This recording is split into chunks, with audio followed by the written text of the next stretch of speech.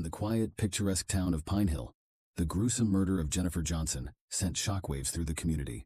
What appeared to be a peaceful, close-knit suburban enclave was shattered by a crime of passion and betrayal that revealed the dark underbelly of seemingly idyllic lives. The lives of two couples, Daniel and Linda Garner, and Mark and Jennifer Johnson, intertwined in ways that would lead to obsession, deceit, and ultimately, murder. Daniel Garner was a respected architect, known for his charming demeanor and seemingly perfect marriage to Linda, a dedicated schoolteacher. Mark Johnson, a successful financial advisor, and his wife Jennifer were the Garners' closest friends. The two couples shared more than just neighborhood barbecues and weekend getaways. They also engaged in a consensual wife-swapping arrangement that initially brought excitement and novelty to their lives. However, beneath the surface of this unconventional lifestyle, dangerous emotions were brewing. Daniel's fascination with Jennifer grew into an all-consuming obsession, one that Linda, his wife, was painfully aware of. Jennifer, sensing the intensity of Daniel's feelings, decided to put an end to the arrangement, not realizing the deadly consequences her decision would provoke. Daniel and Linda Garner had been married for 10 years, and from the outside, their marriage appeared to be a model of stability and happiness. Daniel was a successful architect, known for his innovative designs and charismatic personality. Linda, a third-grade teacher, was beloved by her students and respected by her colleagues. They lived in a charming house on Maple Street, surrounded by a well-tended garden that Linda took great pride in. Mark and Jennifer Johnson moved to Pine Hill 5 years ago and quickly became friends with the Garners. Mark, a financial advisor, was outgoing and affable, always the life of the party. Jennifer, with her striking beauty and magnetic personality, was equally popular. The Johnsons' arrival brought a new dynamic to the neighborhood, and their friendship with the Garners blossomed over shared interests and mutual respect. The idea of wife-swapping was first brought up during a dinner party at the Garners' home. Fueled by wine and a sense of adventure, the conversation turned to the topic of open relationships. To everyone's surprise, the concept was met with curiosity rather than shock. Over the next few weeks, the idea was discussed more seriously, with all parties agreeing to boundaries and rules to ensure their primary relationships remained intact. The first encounter was awkward but exciting. Daniel and Jennifer, and Mark and Linda exchanged partners for the night. It was a thrilling yet nerve-wracking experience, but one that left them eager for more. What started as a once-in-a-while experiment soon became a regular part of their lives, adding a spark to both marriages. Initially, the arrangement seemed to work well. Both couples appeared happier and more connected. They maintained their social activities, often hosting joint parties and going on vacations together. Their secret was carefully guarded, discussed only within the confines of their homes or during private gatherings. The novelty of the arrangement brought a sense of exhilaration, and for a while, it seemed like they had found the perfect balance. However, as the months passed, subtle changes began to surface, particularly in Daniel's behavior. He started to show an unusual amount of interest in Jennifer, often finding reasons to spend time alone with her. Linda noticed his increasing preoccupation, but chose to ignore it, hoping it was just a phase. Mark, too, seemed oblivious to the growing tension. Unbeknownst to the others, Daniel's fascination with Jennifer was turning into something deeper and more troubling. He found himself thinking about her constantly, replaying their encounters in his mind and craving more time with her. What had started as a harmless adventure was slowly morphing into an obsession that would have devastating consequences for all involved. Daniel's fascination with Jennifer was no longer just a thrill. It had evolved into an all-consuming obsession. He thought about her incessantly, his mind wandering to their encounters during work meetings and family dinners. His architectural projects, once his passion, now seemed secondary to his desire for Jennifer. He started to find ways to be near her, volunteering to help with tasks Mark usually handled, or inviting the Johnsons over more frequently. Linda began to notice the change in her husband. At first, she attributed it to the excitement of their new lifestyle, but soon it became clear that Daniel's interest in Jennifer went beyond their agreement. He became irritable and distant when they weren't with the Johnsons, and his conversations often veered towards Jennifer's likes and dislikes, her quirks and habits. One evening, while cleaning up after a dinner party, Linda confronted Daniel. His reaction was defensive, dismissing her concerns as jealousy. Linda, not wanting to disrupt the delicate balance they had established, let it go but kept a closer eye on him. Her suspicions grew when she found him staring at Jennifer during gatherings, his gaze lingering longer than necessary. Jennifer, too, began to sense Daniel's growing obsession.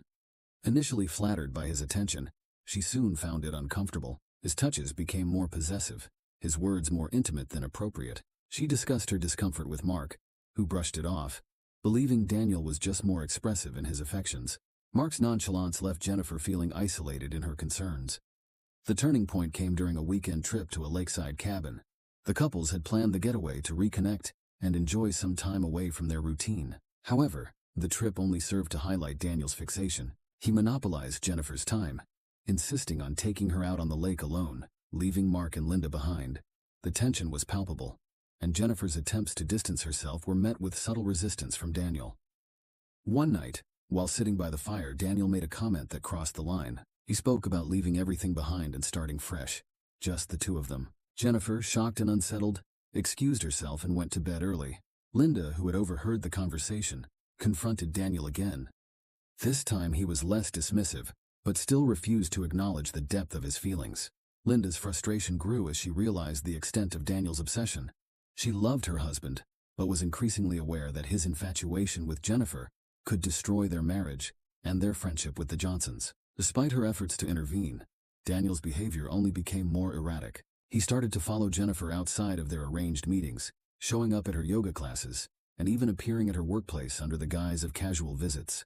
Jennifer's unease turned to fear. She confided in a close friend, who advised her to distance herself from Daniel as much as possible. Determined to take control, Jennifer decided to end the arrangement altogether. She hoped that by doing so, Daniel would return to his senses, and they could all move on from this chapter without causing further harm. One evening, while Mark was away on a business trip, Daniel showed up at the Johnsons' house unannounced. Jennifer was taken aback but let him in, hoping to avoid a scene. They sat in the living room, the air thick with unspoken tension. Daniel confessed his feelings for her, speaking of a future where they could be together openly. Jennifer, horrified, tried to reason with him, explaining that their arrangement was never meant to be more than a temporary excitement. As Daniel's declarations became more intense, Jennifer's fear turned to anger. She realized she needed to put an end to this before it destroyed her marriage and her friendship with Linda. She told Daniel firmly that their arrangement was over, and that he needed to respect her boundaries and her marriage. Daniel, visibly shaken, tried to persuade her to reconsider, but Jennifer stood her ground. Over the next few days, Jennifer avoided Daniel, hoping he would come to his senses. She confided in Linda, who listened with a heavy heart. Linda knew her husband's obsession had gone too far, and while she wanted to support Jennifer, she also felt a twisted loyalty to Daniel.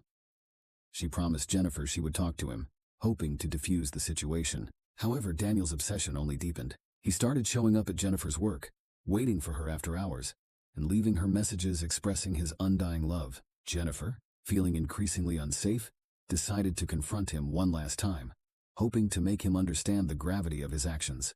They met at a secluded park away from prying eyes. Jennifer reiterated that their arrangement was over, and that his behavior was unacceptable. She pleaded with him to let go and move on. Daniel, unable to accept her rejection, grew desperate. He accused her of leading him on and playing with his emotions. Jennifer, maintaining her composure, insisted that they part ways and return to their respective marriages.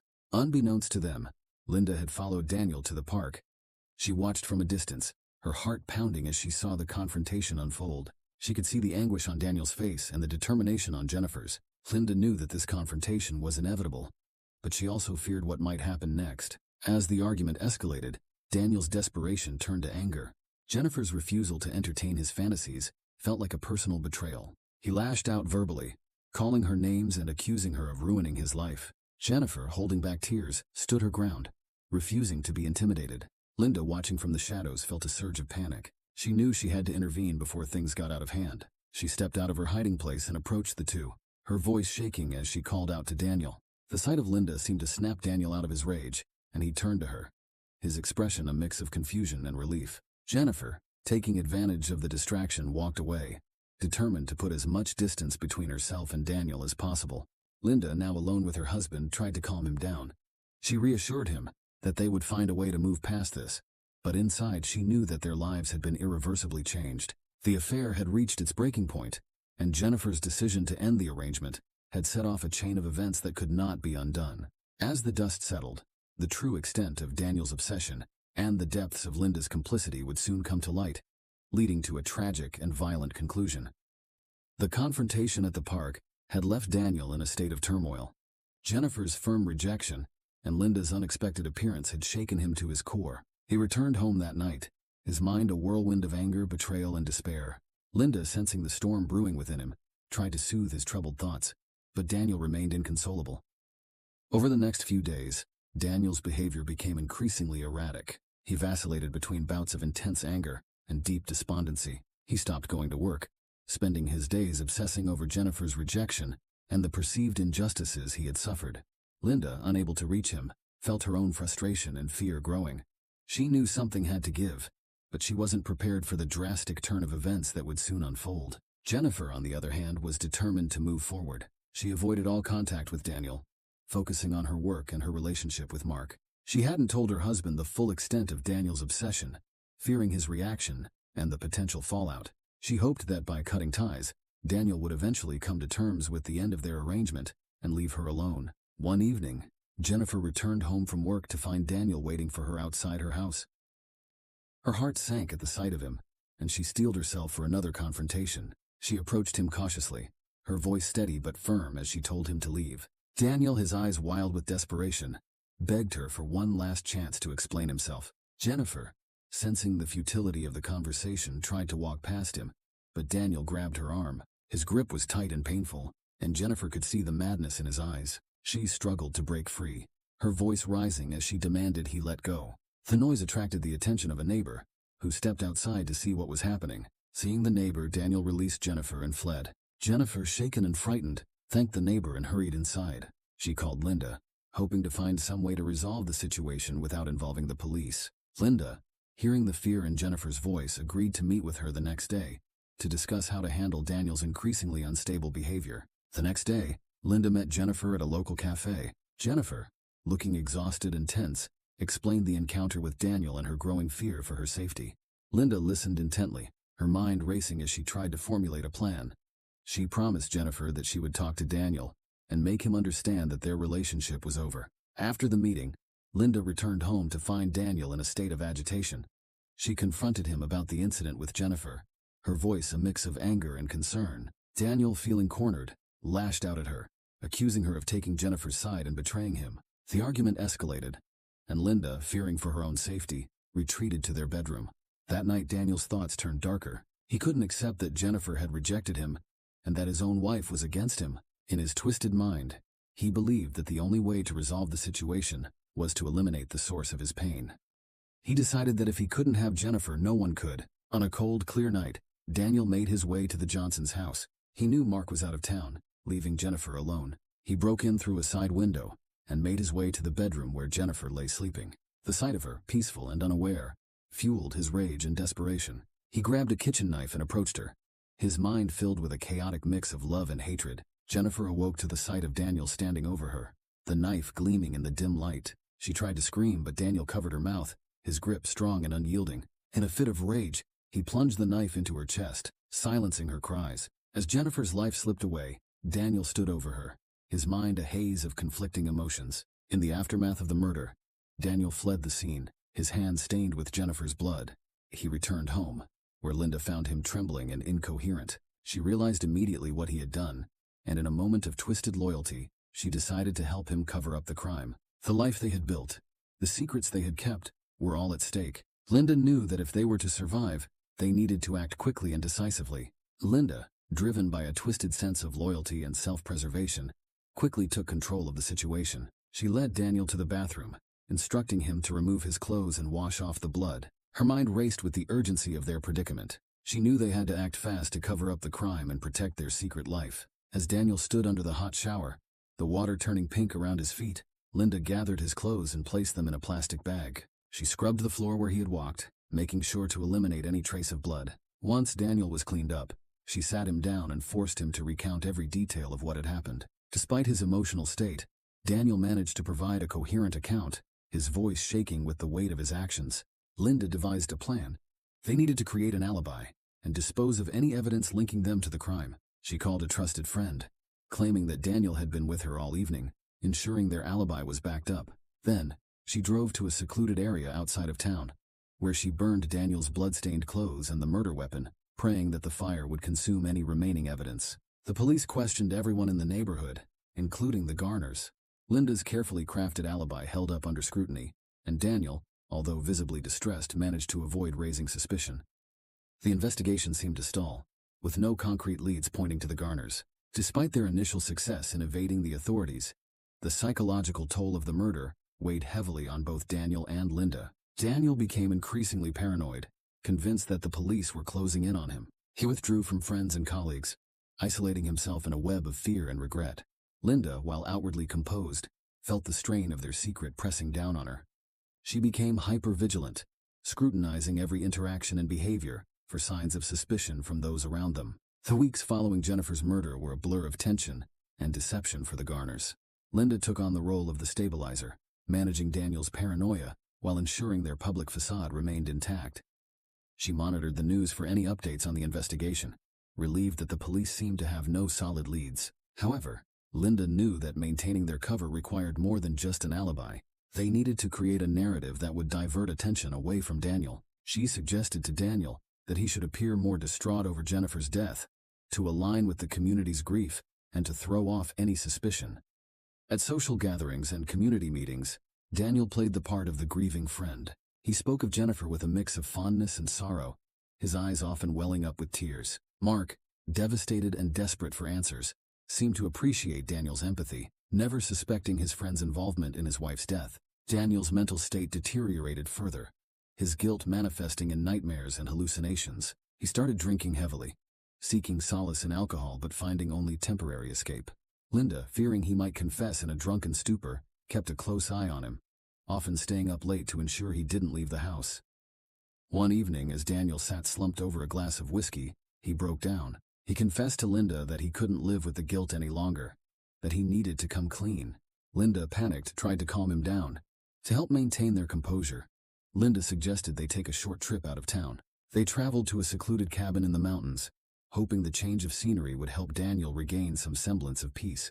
The isolation provided a temporary respite, allowing them to plan their next steps without the constant pressure of the investigation looming over them. During their time at the cabin, Linda reinforced the importance of their secrecy. She coached Daniel on how to handle police questioning and public interactions, drilling him until he could respond without hesitation. Linda's determination to protect their lifestyle and avoid imprisonment fueled her relentless drive to keep their story straight. Upon returning to Pine Hill, the Garners resumed their lives with a renewed sense of purpose. Daniel, though still haunted by his actions, managed to present a more stable front. Linda continued to manage their interactions with the community, ensuring they remained above suspicion. However, the cracks in their facade were beginning to show. Friends and neighbors noticed Daniel's increased drinking and erratic behavior, and whispers of his possible involvement in Jennifer's death began to circulate. Linda, ever vigilant, worked to quash the rumors, but she knew their time was running out. As the police investigation continued, new evidence came to light, pointing towards inconsistencies in Daniel's alibi. The Garners' carefully constructed world was on the brink of collapse, and the truth was closer to being revealed than ever before. Detective Mitchell interviewed the Garners separately, noting any discrepancies in their stories. Linda's carefully crafted alibi held up under scrutiny, and Daniel's emotional state seemed consistent with that of a grieving friend. However, Mitchell's instincts told her there was more to the story. As the weeks passed, new evidence emerged. Forensic analysis of Jennifer's phone records revealed a series of increasingly desperate text messages from Daniel, indicating his obsession with her. Mitchell brought Daniel in for further questioning, pressing him on the inconsistencies in his alibi and the nature of his relationship with Jennifer. Daniel, struggling to maintain his composure, stuck to the story Linda had coached him on, but his nervousness and evasive answers only heightened the detective's suspicions. The turning point came when a neighbor came forward with crucial information. They had seen Daniel's car parked near the Johnsons' house on the night of the murder, and remembered the strange behavior he had exhibited. This testimony, combined with the forensic evidence and Daniel's erratic behavior, was enough for the police to obtain a search warrant for the Garners' home. During the search, the police found remnants of the burned clothing and traces of blood that had seeped into the floorboards, despite Linda's thorough cleaning. This damning evidence, coupled with the witness testimony and phone records, painted a clear picture of Daniel's guilt. The net was closing in on the Garners, and Linda realized that their carefully constructed facade was about to crumble. She knew that their only chance of escaping a lengthy prison sentence was to come up with a new plan, one that would shift the blame away from them and onto someone else. As the police closed in, Linda and Daniel faced the harsh reality of their situation. The lies and deceit that had once protected them were now threatening to unravel completely, and the truth was about to be revealed in a way they could never have anticipated. As the evidence against Daniel mounted, Detective Mitchell prepared to make her move. She brought Daniel in for another round of questioning, this time with a different approach. She laid out all the evidence they had gathered, the phone records, the witness testimonies, and the forensic findings. Daniel, cornered and overwhelmed, began to crack under the pressure. Mitchell pressed harder, suggesting that if Daniel came clean, he might receive a more lenient sentence. Daniel, unable to handle the weight of his guilt and the relentless questioning, finally broke down. He confessed to killing Jennifer, describing his obsession, the confrontation, and the moment he lost control. However, in his confession, Daniel also implicated Linda, revealing her role in covering up the crime. He described how she had helped him clean up, dispose of evidence, and craft an alibi. Mitchell, sensing the opportunity to get the full story, had Linda brought in for questioning as well. Confronted with Daniel's confession, Linda initially denied any involvement, but as Mitchell detailed the evidence and Daniel's account, Linda realized there was no way out. Her carefully constructed lies had finally unraveled. She admitted to helping Daniel, explaining that she had done it out of a misguided sense of loyalty and fear of losing everything they had built. The trial of Daniel and Linda Garner captivated Pine Hill and the surrounding region.